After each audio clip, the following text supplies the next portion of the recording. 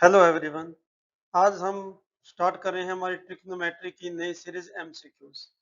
ये एमसीक्यू का part first है। यहाँ पर क्वेश्चन नंबर 1 से लेकर 6 तक है। स्टार्ट करते हैं क्वेश्चन फर्स्ट।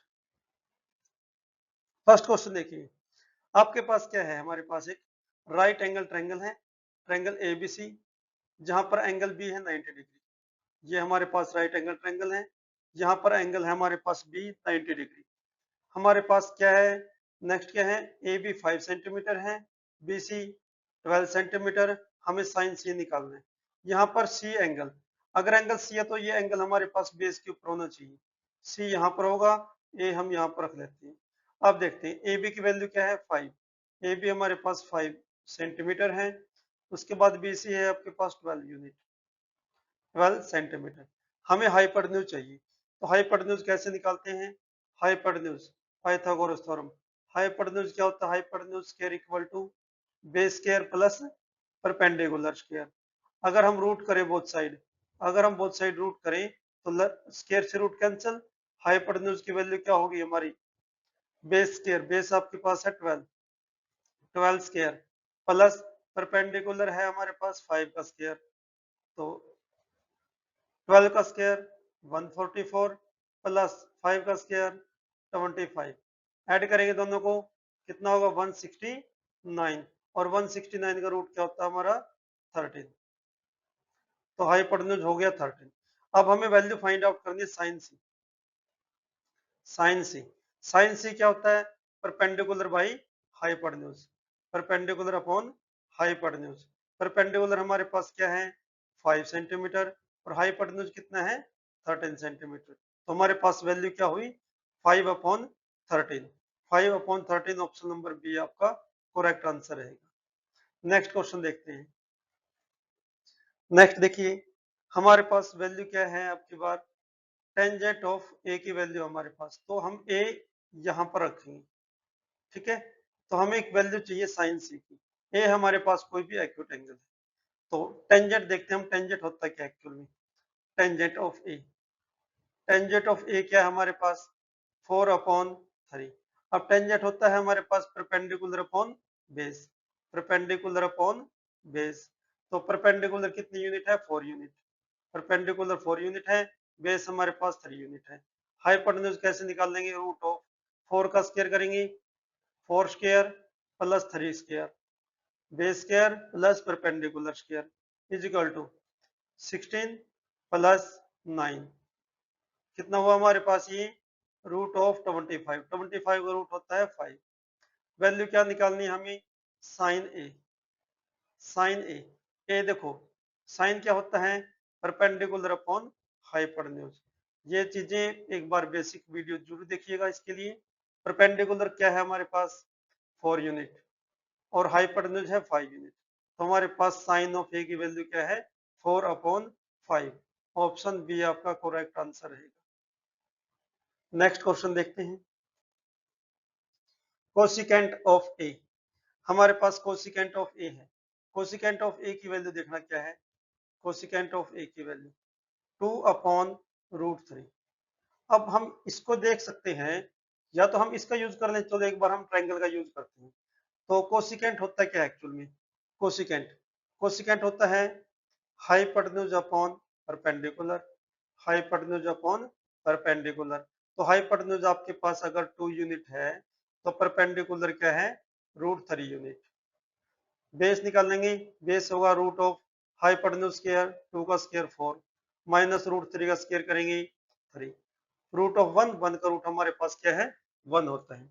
अब वैल्यू निकालनी है हमें टेंजेंट ऑफ ए की वैल्यू, टेंजेंट ऑफ ए की वैल्यू।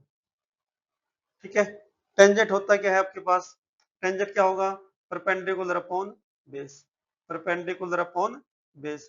परपेंडिकुलर देखिए क्या है रूट 3 यूनिट, और बेस क्या है 1। तो हमारे पास वैल्यू क्या होगी रूट 3। तो रूट 3 देखो किस ऑप्शन में है, ऑप्शन सी आपका करेक्ट आंसर रहेगा। इस क्वेश्चन को आप एक मेथड से और कर सकते हैं। जैसे हमारे पास वैल्यू क्या गिवन है, कोसिकेंट ऑफ ए किसके इक्वल है 2 बाई रूट 3। तो हम वैल्यू चेक कर सकते हैं, कोसिकेंट के अंदर देखेंगे कोसिकेंट कितने डिग्री पर, कोसिकेंट की वैल्यू यहाँ पर क्या है, एक्यूट एंगल है, ए है एक्यूट एंगल, 90 डिग्री से जो लेस एंगल है, एक्यूट एंगल क्या होगा, जो एंगल ए है वो 0 से ग्रेटर होगा और 90 से लेस होगा, तो ये न्यून कोण होता है एक्यूट एंगल। हम कोसिकेंट की वैल्यू चेक करेंगे, कोसिकेंट कहां पर 2/√3 होता है, तो कोसिकेंट ऑफ ए, तो ये कहां पर होता है, कोसिकेंट 60 डिग्री के ऊपर, तो यहाँ पर ए की वैल्यू क्या होगी, 60 डिग्री। हमें वैल्यू क्या चाहिए, tangent of A, tangent of A की वैल्यू क्या है, 60, तो टेंजेंट 60 की वैल्यू भी क्या होती है, √3, तो हमारे पास ये ऑप्शन सी ऑप्शन है जो करेक्ट रहेगा। नेक्स्ट देखते हैं, नेक्स्ट आपके पास देखिए क्वेश्चन क्या है, हमारे पास क्या है, 3 टेंजेंट ऑफ 4a की वैल्यू आपके पास गिवन है। अगर हम यहाँ से टेंजेंट की वैल्यू निकाल लें तो टेंजेंट ऑफ थीटा क्या आएगा, 4/3 रहेगा। वैल्यू क्या फाइंड आउट करनी है, हम ये वैल्यू हमें फाइंड आउट करनी है। वैल्यू एक बार देखो क्या है, 3 sin theta plus 2 cos theta upon, upon में क्या है, 3 sin theta minus twice of cos theta. हमारे पास वैल्यू है टेंजेंट की। अब टेंजेंट कैसे बनेगा ये, अगर हम cos से डिवाइड कर दें, न्यूमरेटर को भी cos से डिवाइड कर देते हैं, सभी टर्म को cos से डिवाइड कर देते हैं, न्यूमरेटर और डिनोमिनेटर को सबको क्या करेंगे, cos थीटा से डिवाइड करेंगे, अंश को भी और हर को भी cos से डिवाइड करेंगे, cos थीटा से सभी टर्म्स को डिवाइड कर देते हैं।